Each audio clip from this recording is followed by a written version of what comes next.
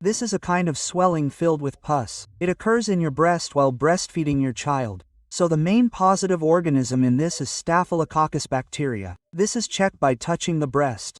Is there any hardness in it? Is there any pus in it? You can take either 625 or Kilvam 625. That is, it kills the bacterial infection, and especially it works very well against the Staphylococcus bacteria, due to which pus was forming in the breast, and you have to take it for about 10 days. If you are feeling swelling or fever or pain in the breast, it happens genuinely, then you can give Combifan at that time, or you can also give 0-SP. Hello friends. Sometimes pregnant ladies complain of swelling or pain or fever in the breast while breastfeeding after delivery. If it is not taken care of on time, then you get to see these things in the form of boil or pus. Today we will talk about this topic, which is called breast abscess, which is a wound, boil, pimple or pus that accumulates on your breast. So we will discuss about it here, and we will discuss about its causes, symptoms and treatment here. So come on, in today's video, let us see what it is, and there are many reasons behind it. We will discuss about it. And how will you know that you have breast abscess? That is, the wound, boil of pimple on the breast, has happened to you due to this? And what is its treatment and management? And after all, which medicines are given in this? We will also talk about it, and in the end, we will also discuss about how to prevent it. So first of all, we understand what is breast abscess. It is a type of pus-filled infection. That is, there is a pus-filled swelling in your breast, which mostly happens when you breastfeed your child, and this happens only to women. Because at that time when there is milk, its secretion does not happen properly, then it also happens at that time, or you get inflammation in the breast due to bacterial infection, which is also called breast abscess, and this breast abscess is formed at that time. So, first of all, let us understand the reason for this. That is, the abscess that occurs in the breast is called abscess. So there are 3 or 4 reasons behind its formation. Like, if there is any injury in the breast, trauma has happened, then due to that you will get to see breast abscess here. That is, you will get to see a boil on the breast. Or if you do not maintain cleanliness, that is, there is lack of hygiene, then due to that also breast abscess can occur here. That is, a boil can form on the breast. Or the milk duct gets blocked. That is, the secretion of milk is not done properly. So the milk gets collected there, and the milk gets collected there and forms a breast abscess. This causes fever, etc. Whatever pregnant lady was there, the mother is feeding her child after delivery. At that time, fever can also come in that condition. So if we talk about the main causative organism in this, then you have Staphylococcus bacteria. Due to that also breast abscess occurs here. Because if you do not maintain cleanliness or there is any injury on the breast, then the Staphylococcus bacteria enters through its skin and then forms pus there, and due to creating infection there, pus is formed. Now let's talk about its symptoms here. That is, what are its symptoms you will get to see. So here, whatever is the affected part, you will get to see severe pain there. That is, you will get to see severe pain in your breast. Or you may experience conditions like heaviness in the breast, redness or swelling. Apart from this, you may also have fever, chills, difficulty in feeding. Because when you are a mother, if you go to feed, you may feel pain. Apart from this, if the milk is not coming out properly, that means the baby is not feeding. If the child is not drinking milk properly, then the milk accumulates there. Due to this, abscess, i.e. pus, is formed. And due to this, you may see wounds, boils here. So in this condition, the first thing you need to pay attention to is that you have to keep the children away from the breast. That means you should not feed milk from it. Whatever is affected here is the breast, and you have to try that whatever milk is there gets secreted from here. If possible, as soon as the milk is secreted, it naturally cures your breast. Okay? Or you can apply antiseptic solutions like betadine, etc., or iodine-based betadine to the affected breast. You can clean it and do regular dressing. But here another problem arises, that if I say here that the milk has to be kept for the child and milk should not be fed, then how will the child drink milk in that condition? So for that you have to use a breast pump. Like you get a breast pump in the market, you have to extract the milk through it. You do not have to feed the child milk directly from the breast. Or you can extract the milk from the breast using a syringe and feed it to the child. Or you can also throw away the milk by extracting it from the breast by this method.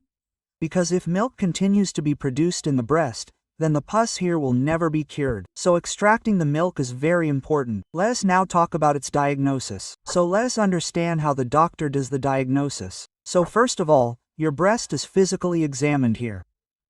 By touching the breast, it is seen whether there is any hardness or not in it, whether there is any pus or not in it. So all this is seen here. Apart from this, you also get to know through ultrasound that how much pus is there. Is there pus or not in it, okay? Or is there some other problem here? If needed, pus culture is also done so that the bacteria can be identified, that which bacteria is there in the pus, through which you can get treatment. So now let's talk about some medicines here. So before taking the medicine, you must take the advice of the doctor. So first of all, you are given antibiotics in this. That is, medicine is given to eliminate the infection. In this you get a tablet Augmentin 625, or you will find Kevum 625 in the market. You can take any of the two. Talking about its composition, it contains amoxicillin and clubnic acid. So, the way it works is on bacteria. That is, it kills bacterial infection, and it works very well against Staphylococcus, the bacteria that was causing pus in the breast.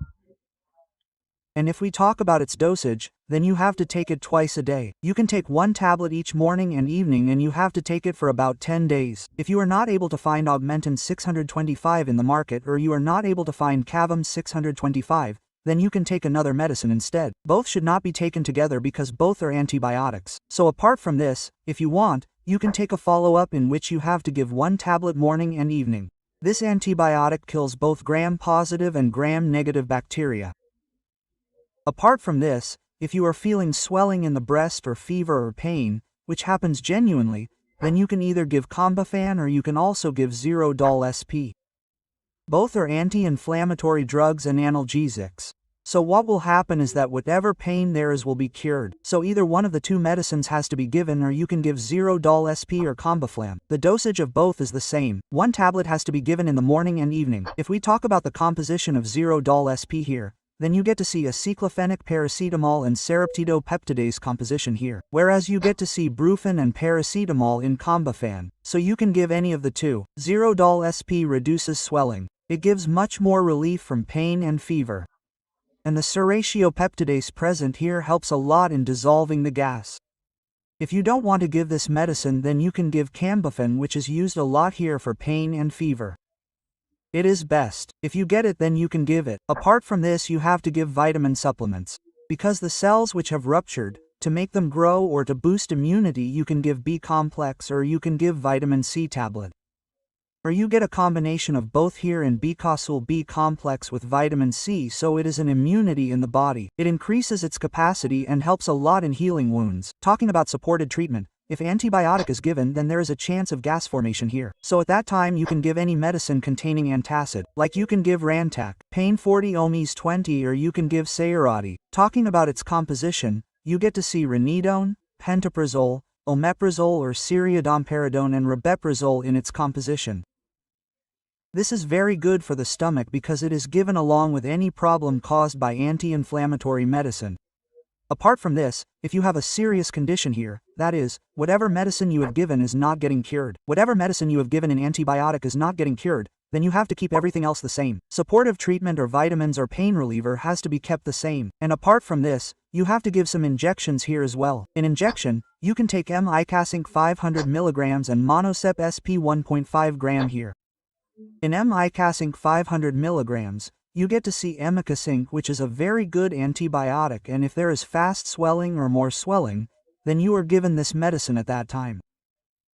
You get it both IM and IV, so if you are applying it singly, that is, just applying it clean, then apply it IM. And if you want, here Monosep SP injection is 1.5 grams. So you can also apply it by mixing it. It has to be given IV, okay? In this, you get to see the composition of Ciptriogine and Sulbactam here, and it has to be given IV and you have to mix it with Macasing. Take 1 milliliter of Macasing there, and then you can mix the rest of Monosep 1.5 grams and give it here, which gives a lot of effect here.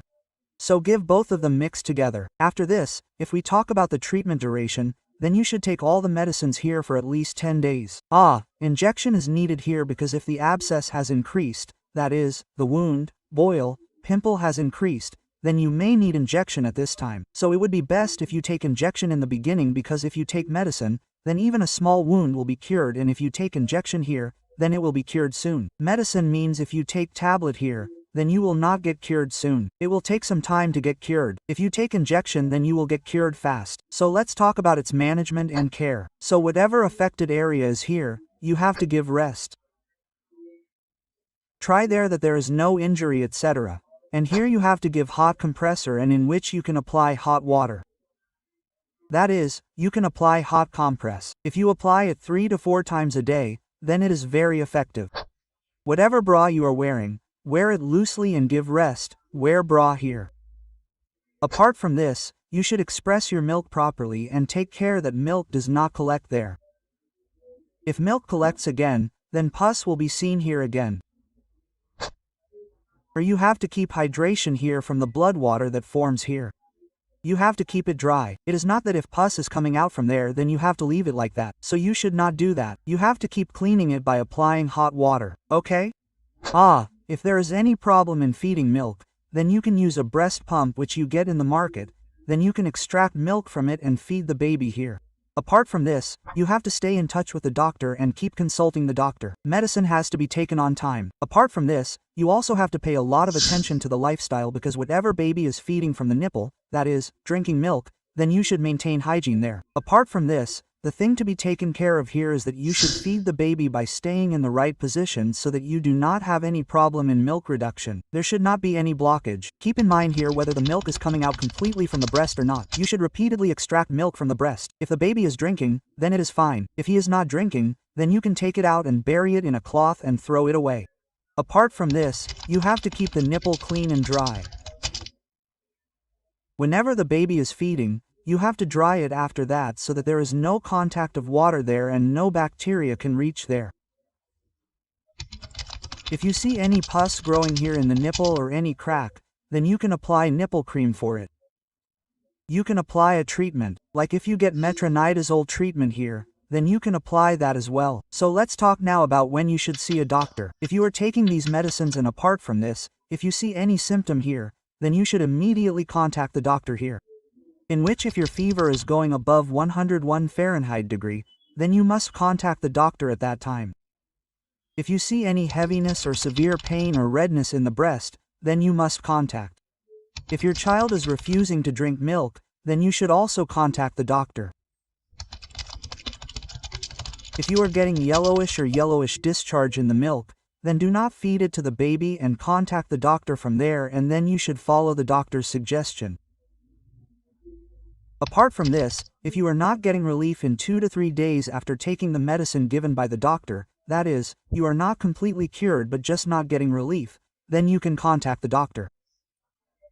In the end, I would like to say here that breast abscess is a very painful condition in which it is very important to identify and treat it in time, in which you can cure it with a little caution, and any mother should not feel shy here.